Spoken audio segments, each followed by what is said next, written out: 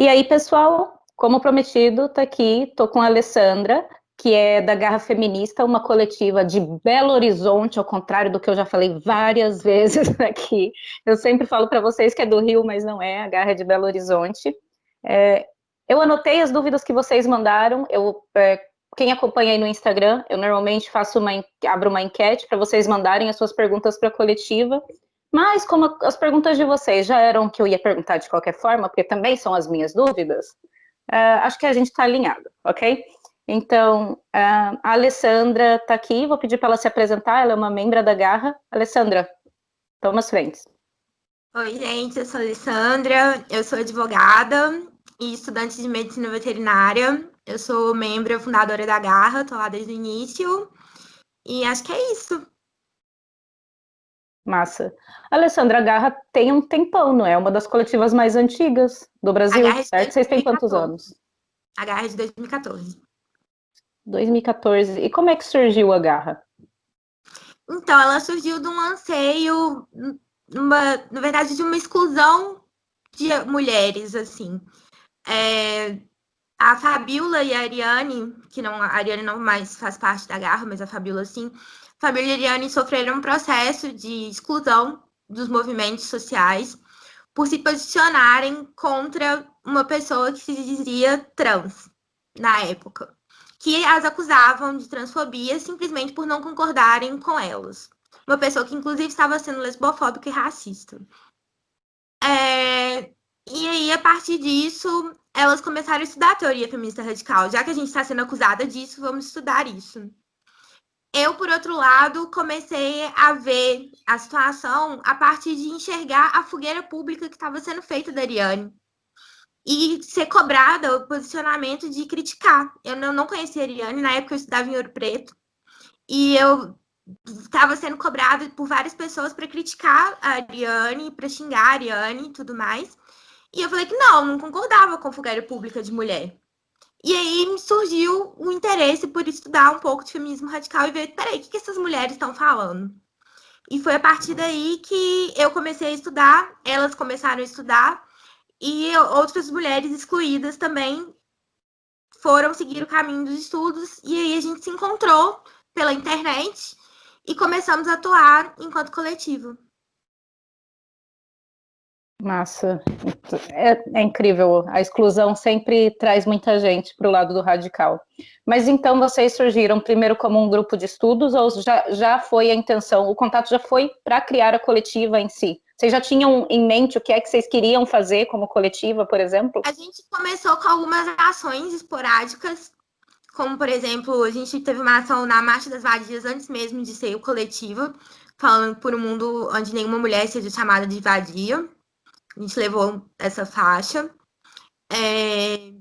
E depois a gente viu que a gente queria mesmo ser coletiva. E aí a gente voltou para o debate interno, para a formação interna, para estudo, muito estudo mesmo, para criar as nossas cartas de princípio, para criar a nossa organização interna. A gente começou do zero, né? Do nada. Então, foi muito trabalho. Qual foi a maior dificuldade, assim, entre vocês começarem a se organizar, o que foi mais difícil, o que pode ter atrapalhado o processo? Então, tem alguns problemas assim de ordem individual, que é a conciliação do trabalho, estudo, família. Esse é um processo muito complicado para a gente. Tem sido difícil conciliar todas as nossas atuações na vida, né, com a militância, mas acho que isso é comum. Tem a questão do adoecimento mental, que é uma questão comum a nós. Muitas de nós sofremos de algum adoecimento mental. Tem a questão da própria feminilidade dos desafios, né, impostos por ela, por questão de rivalidade feminina, trashing que já ocorreu, a questão da timidez, da baixa autoestima para falar, para poder se posicionar e tudo mais. Então a gente tem também esse desafio para vencer. E a gente também tem um desafio que é o norte revolucionário distante, né? A gente tem um norte revolucionário longo, a gente não vai ver a revolução feminista radical acontecer amanhã, infelizmente. Então a gente isso pode causar algum desânimo em algumas mulheres que acabam desmobilizando. Então, esses são os maiores desafios nossos, assim, para se organizar. É incrível como é o caminho e as barreiras que a gente encontra na organização são sempre as mesmas, é mesmo impressionante. E provavelmente, com o tempo que a Garra tem, 6 anos, vocês já tiveram algum amadurecimento, certeza que já tiveram amadurecimento desde quando começou, de mudanças de formas de organizar, de percepções sobre a própria organização no dia a dia, de ações que talvez valia a pena fazer e outras não. O que você pode partilhar com a gente desse processo de amadurecimento e o que vocês aprenderam nesse caminho? Sim, a gente estudou muito a questão da horizontalidade e de como a questão da horizontalidade não significa que não tem uma organização.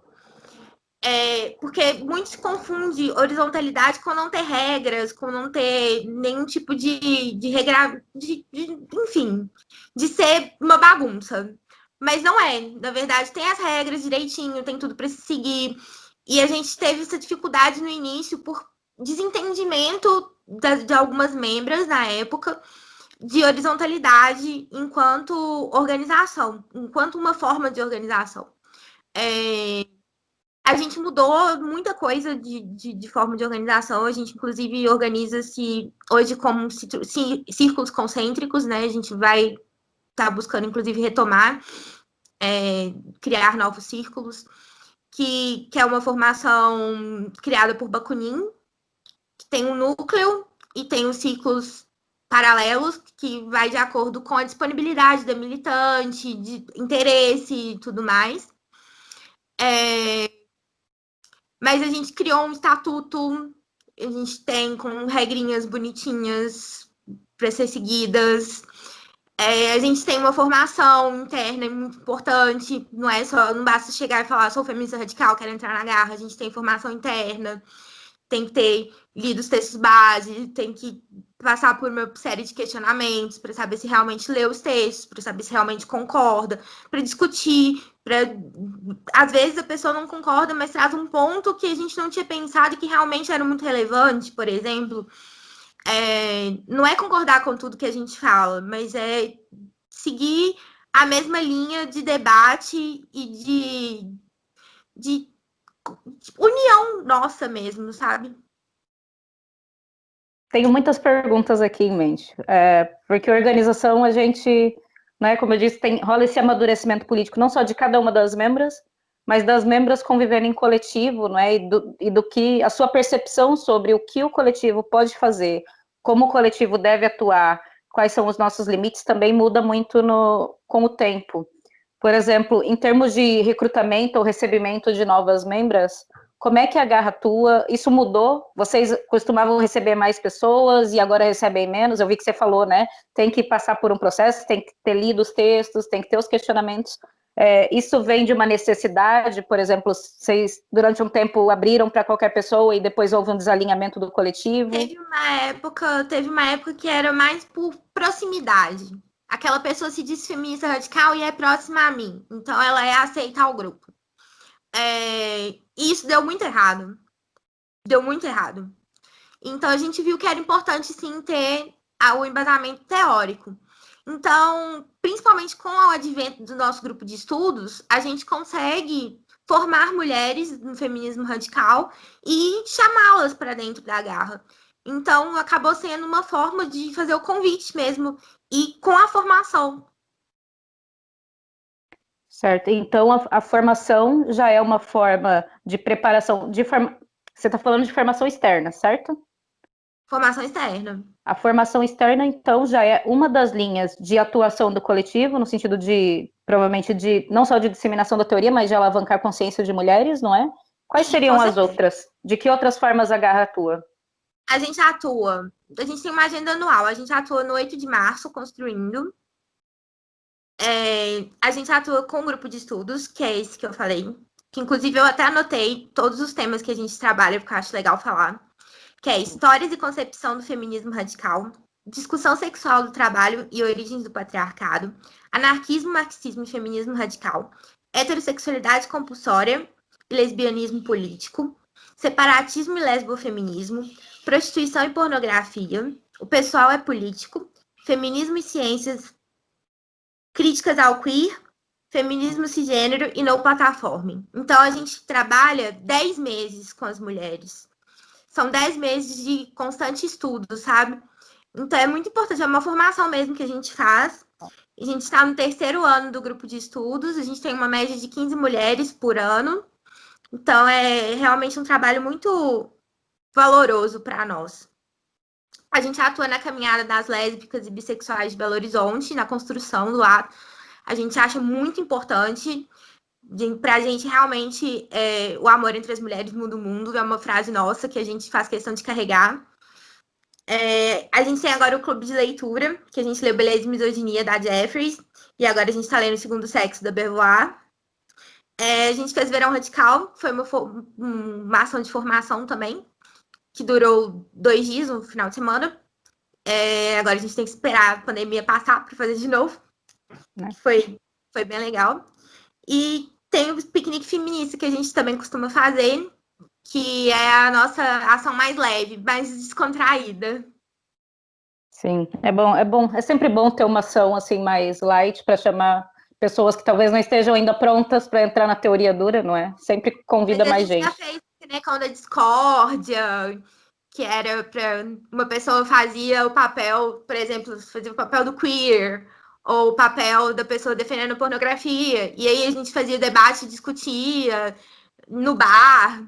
A gente já fez Isso é super importante. É super importante porque às vezes acho que dentro a gente tem essa tendência entre grupos, não é do feminismo, isso é de tudo, né? Entre grupos, da gente discutir sempre com pessoas que nós concordamos, e acho que às vezes a gente perde um pouco a habilidade de debater e de questionar ou convencer. Não queria usar a palavra convencer, mas isso também, pessoas que pensam diferente. Acho que isso é uma atividade muito boa. E como é que vocês decidem as atividades anuais? Como é que vocês avaliam assim, anualmente, do tipo, olha, esse ano é importante a gente focar mais nisso, esse ano existe essa conjuntura política, a gente precisa mudar um pouco de estratégia? Rola isso? A gente faz avaliação de conjuntura, a gente faz reuniões semanais, a gente faz reuniões, algumas mais densas, que a gente faz uma discussão mais longa sobre algo que seja necessário, mas a gente faz avaliação, a gente está sempre avaliando o que pode mudar, o que pode melhorar. Por exemplo, não está anotado aqui porque foi uma mudança nova, mas no grupo de estudos a gente incluiu o trashing. Vai ser um novo tema. É um mês a mais de estudo, mas vai ser um novo tema que a gente incluiu, porque a gente julgou necessário. Então, a gente está sempre tentando se reinventar e ver modos de fazer as coisas e caminhar, né? Caminhar com o feminismo radical. É uma pergunta. Vocês se relacionam com outros grupos, fazem atividades conjuntas, parcerias, associações com outros movimentos, por exemplo? Sim, a gente constrói o 8 de março com outros movimentos, a gente constrói a Caminhada das Lésbicas com outros movimentos, a gente já fez ações junto com outras feministas anti-prostituição e pornografia, então a gente constrói de acordo enquanto conversa com as nossas pautas, né? A gente associa enquanto as nossas pautas são comuns. Uhum. E qual é a importância disso dentro do plano de ação de vocês, no sentido em que a gente faz as ações com o objetivo em mente, né? A gente tem aquele plano, a gente se organiza esse tempo inteiro justamente porque a gente entende que essas são as ações e os passos necessários para a gente avançar na luta médio e longo prazo, né? Até o nosso longínquo e distante objetivo final. Então, qual é a importância dessa organização junto de outros grupos? Qual é o peso que isso tem para esse plano? Então, na verdade, essas associações trouxeram muitos benefícios para a Garra. Primeiro foi visibilidade, porque a gente é uma coletiva pequena, então a gente ganhou visibilidade fazendo essas associações.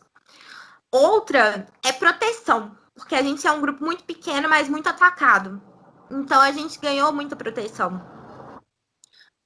E outra coisa é fazer a nossa opinião, o feminismo radical, ser ouvido.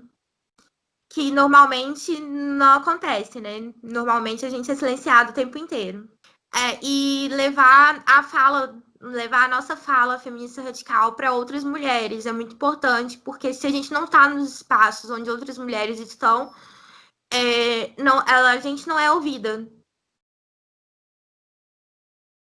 E já rolou, por exemplo, de algum desses grupos mudarem de posição por causa do contato com vocês sobre algum tema, ou vocês mesmos mudarem de percepção sobre as coisas, sobre análise, sobre alguma questão por causa desse contato?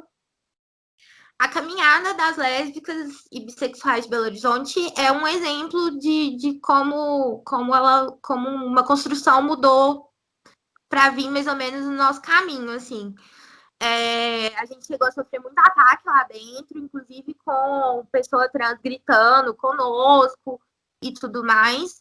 Mas a gente sempre acreditou na causa lésbica, na luta das mulheres lésbicas, então a gente não abandonou a luta. E a gente sempre pauta, assim, a questão da luta das mulheres lésbicas. E a gente conseguiu fazer com que ela não se tornasse caminhada das lésbicas e bissexuais e transexuais de Belo Horizonte. A gente conseguiu fazer com que a discussão da bissexualidade seja enquanto relacionamento homossexual, né, enquanto relacionamento lésbico e não enquanto relacionamento hétero. Então foram vários avanços assim que a gente conseguiu sim com a caminhada. Qual foi a coisa mais positiva que vocês conseguiram alcançar enquanto coletiva? Aquele momento em que vocês viram, putz, valeu a pena organizar a coletiva, a gente tem que fazer mais disso para isso acontecer mais vezes. Teve isso em algum momento? Nossa, acho que teve alguns momentos que a gente se viu, tipo, nossa, valeu a pena. Toda caminhada vale a pena. Toda caminhada, depois que a gente põe ela, dá muito trabalho, dá muita dor de cabeça, mas toda caminhada, depois que a gente termina, a gente dá, nossa, ufa, valeu a pena. Toda caminhada vale a pena. Todo grupo de estudo vale a pena. Todo clube de leitura vale a pena. Todas as ações que a gente faz, a gente avalia positivo, que a gente está sempre repetindo, pra gente vale muito a pena, sabe? Estar com mulheres e fazer a luta pelas mulheres, pra gente vale muito, muito, muito a pena. A gente nas coletivas está o tempo inteiro se debatendo com a questão de estar muito limitada em tempo, em mãos, né, em recursos financeiros, tanto que muitas vezes a gente se alia em grupo, seja para ter mais recursos, de mais pessoas, ou a gente acaba perdendo espaço, por exemplo, para essas instituições muito liberais de mulheres, que divulgam uma agenda quase antifeminista, quase anti-mulheres, porque elas têm muito recurso, né? Então, como é que vocês lidam com isso no dia a dia e como é que vocês conseguem, com essa barreira, ultrapassar a questão de ficar só na conscientização pela falta de recursos, ficar só no grupo de estudo, só no alavancar de consciências? Como é que vocês conseguem orientar sua prática política para transformar a realidade das mulheres? Então, aí eu vou te responder mais ou menos com um pouquinho de Paulo Freire, né? Que é ninguém liberta ninguém e ninguém se liberta, os homens se libertam em conjunto, né? Em comunhão. E essa libertação só se dá na prática. E a gente faz a prática revolucionária, né? Fazendo a conscientização, só que somos poucas. E a gente precisa fazer esse processo de tomada de consciência para a gente conseguir levar um norte revolucionário.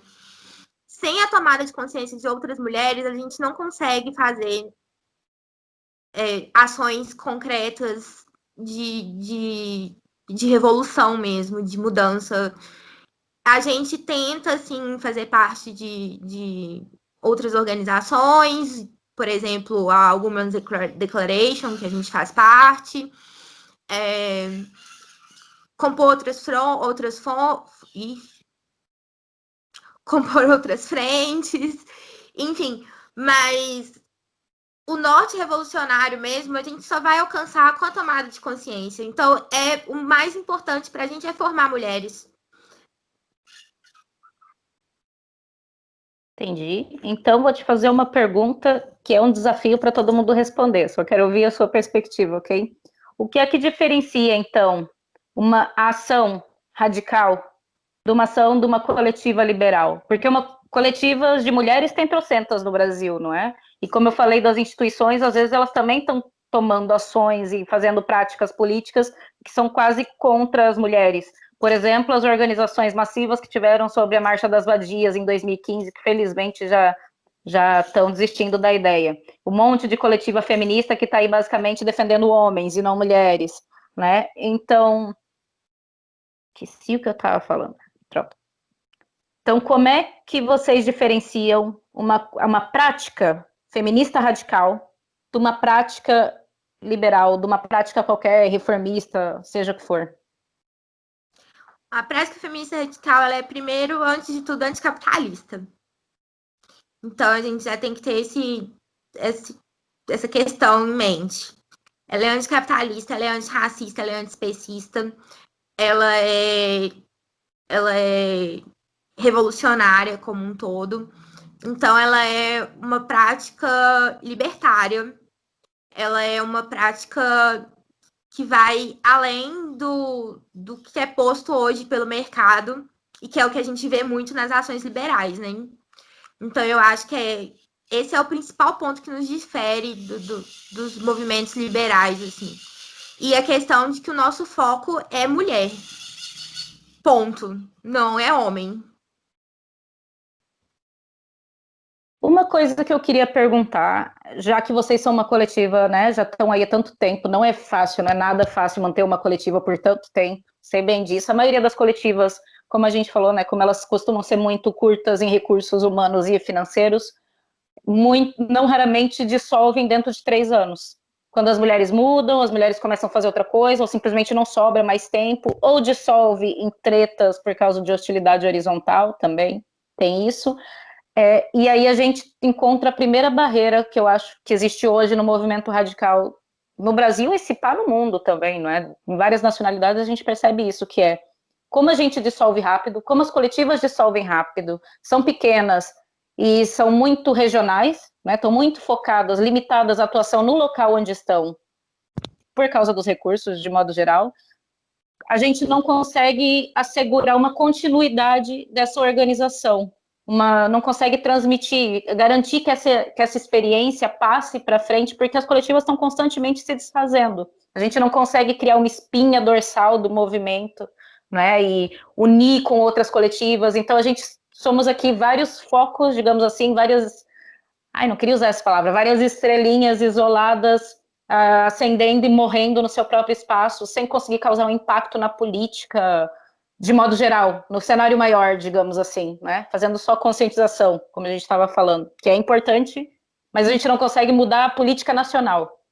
Como é que vocês na Garra veem isso? Como é que vocês se organizam para enfrentar esse problema do isolamento, por exemplo? Pode partilhar com a gente? O nosso sonho já há um tempo é a nacionalização do movimento. A gente precisa pautar a política, a gente precisa ser ativas, ser voz ativa na política brasileira. A gente precisa ter uma política nacional feminista radical. A gente precisa voltar a planejar a legalização do aborto. A gente precisa pautar o fim da prostituição e da pornografia. E a gente precisa convencer as mulheres brasileiras de que a luta vale a pena e que o nosso objetivo não é só um sonho. Então, é necessário, sim, a gente fazer essa nacionalização da luta, nem que seja começando com pequenos focos que se conversam entre si, estrelinhas que se conectam e formam, sei lá, galáxias, não sei o que forma. Via Láctea deve ser galáxias. Não sei. E por aí vai, porque é necessário que a gente torne nossa voz ouvível, audível, não sei qual é a palavra certa, mas a gente precisa ser ouvida. E vocês já tentaram, por exemplo, você me disse que fazem trabalhos com outros movimentos, né? Seja para a Marcha do 8M, seja para a Marcha das Lésbicas, em pontos que convergem. Já rolou fazer associação assim com movimentos que não são da sua cidade, de outros lugares, para tentar fazer essa ponte, por exemplo? A gente já atuou junto com a Manas Chicas quando elas existiam no Faz Manas, que era o festival delas, mas Acho que a gente não fez nenhuma outra associação com grupos de outros lugares, não. Não que eu me lembre. Ok. Então precisamos mesmo dar esse passo de nacionalização do movimento, né? Alessandra, eu queria pedir dicas suas, como uma pessoa que está desde o início na Garra.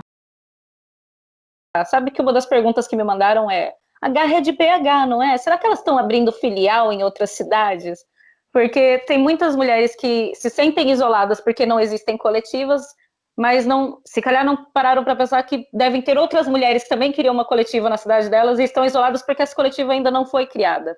Mas para muitas delas, sei porque eu também já tive nessa posição e você provavelmente também, parece um bicho de sete cabeças montar um coletivo e levar em frente um coletivo. Parece que você tem que ter um conhecimento burocrático louco, assim, ser, né, o Bakunin, o Lenin da organização. Na verdade, na maioria das vezes a gente aprende na marra, na prática, fazendo, né?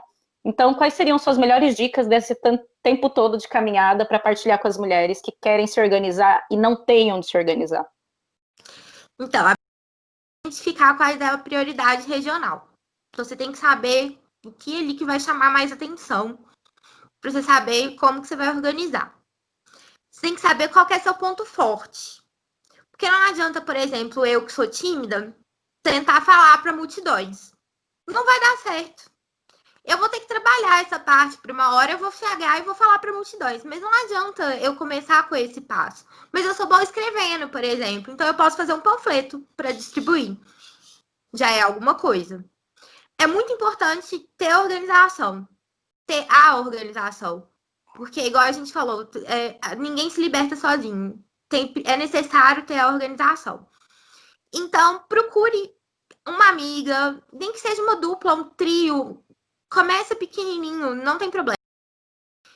E procura a gente, sabe? Procura a Garra. Entra lá no nosso Facebook, no Instagram, manda um e-mail. A gente ensina como que monta uma coletiva. A gente aprendeu na marra, foi difícil, foi tenso. A gente explica direitinho como que faz. Eu não vou me adentrar nesses termos aqui agora, porque senão eu vou ficar aqui um ano falando. Mas a gente ajuda. A gente fica muito feliz de ajudar mulheres com isso, principalmente.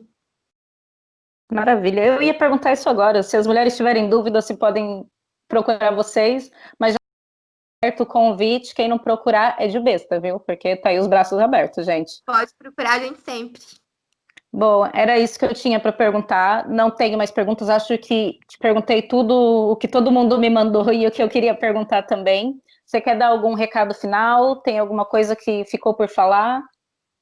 Não, quero agradecer só e falar que estudar, organizar e lutar. Mais uma última pergunta. Onde é que as mulheres encontram a Garra nas redes para seguir vocês? Tem no Instagram e no Facebook, Garra Feminista, só procurar. Tem no YouTube também alguns vídeos nossos, perdidinhos ali, dá para ver um pouquinho de teoria. E é isso. Perfeito. Obrigada. Obrigada, Alessandra, por ter vindo. Obrigada a Obrigada você. por partilhar tudo isso. E, gente, tchau. Feliz Natal. Beijundas.